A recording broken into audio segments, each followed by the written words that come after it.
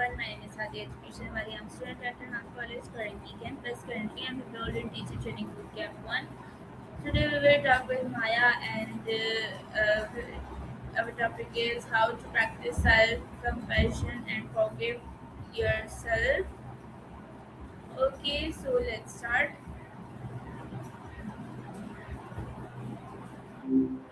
Hello, Hey there. Maya.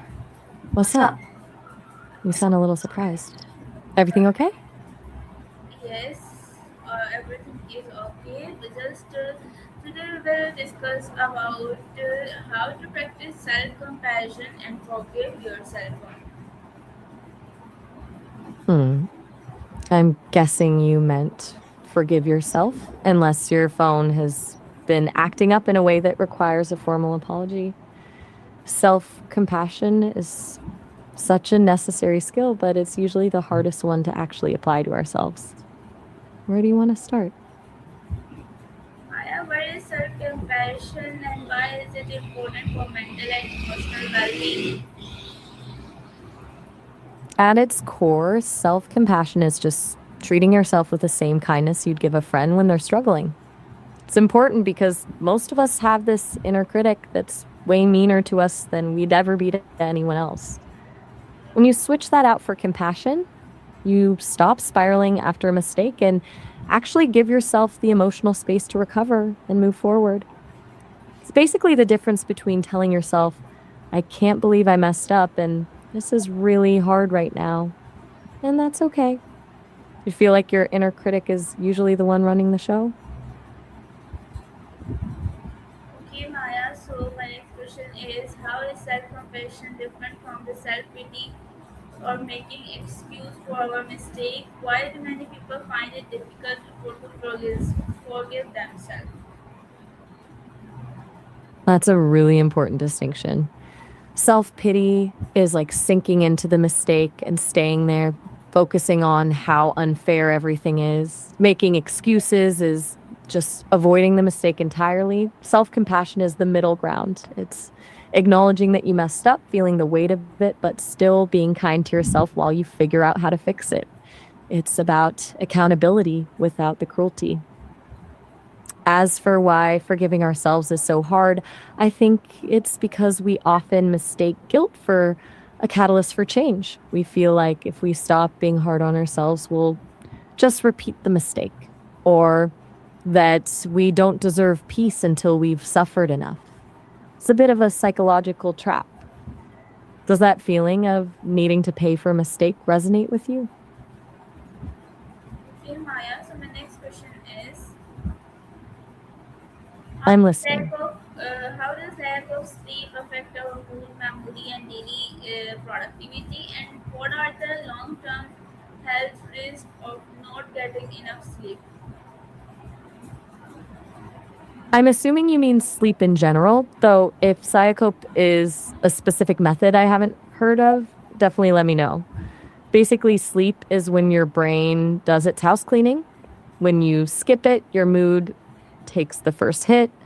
You become way more reactive and less able to handle stress. Your memory also suffers because sleep is when your brain actually encodes what you learned during the day. Without it, things just don't stick. As for productivity, you're essentially operating with a foggy windshield. Your focus drops and your decision making slows down. Long term, Okay, it's a lot more Maya, serious. how can holding on to guilt and regret affect our personal growth and happiness? How can positive self-talk help us become more compassionate towards ourselves? We're jumping back to the self compassion side of things, and honestly, it's a huge topic. Holding on to guilt and regret is like trying to run a race while carrying a backpack full of rocks. It keeps you anchored to a version of yourself that doesn't even exist anymore, which makes it almost impossible to grow because you're too busy staring backward to see where you're going. It drains your happiness because you're essentially deciding that your past mistakes are more important than your current peace. That's where positive self talk comes in. It isn't about lying to yourself or pretending everything is perfect. It's about changing the narrative. When you shift from I'm a failure to I failed it this specific thing and I can learn from it, you're creating a bridge from shame to growth. It teaches your brain that you're safe enough to be imperfect. Do you find it easier to talk yourself through a tough time, or do you usually need someone else to tell you it's going to be okay? Okay, what role does mindfulness play in developing self-compassion? Mindfulness is basically the foundation for everything we've been talking about. You can't be compassionate toward a feeling if you aren't even aware you're feeling it. Mindfulness lets you notice the inner critic starting to spiral in real time, but instead of getting swept away by the noise, you just observe it. It's like stepping back from the storm to realize you're the observer, not the storm itself. Once you have that gap between the feeling and your reaction, that's where you can actually choose to be kind to yourself. Do you have a specific mindfulness practice you already use? Or are you more of a wing it kind of person? Okay, so how can we learn from failure instead of being controlled by them? And what is very important to accept that no one is perfect? The trick is to start viewing failure as data instead of a verdict. When we're controlled by failure, it's because we're treating the mistake as a reflection of who we are. But when you treat it as data, you're just asking, okay, what part of the process didn't work? It turns a painful experience into a puzzle to solve. As for accepting that no one is perfect, that's where the real freedom is. It lets you breathe again. It lets you breathe again. Do you think you'd be more likely to take risks if you stopped expecting yourself to be perfect? How can friend, family, or mentor help someone who struggles with self-compassion? What are some common misconceptions about self-forgiveness and personal responsibility? Support systems can be a huge mirror for us.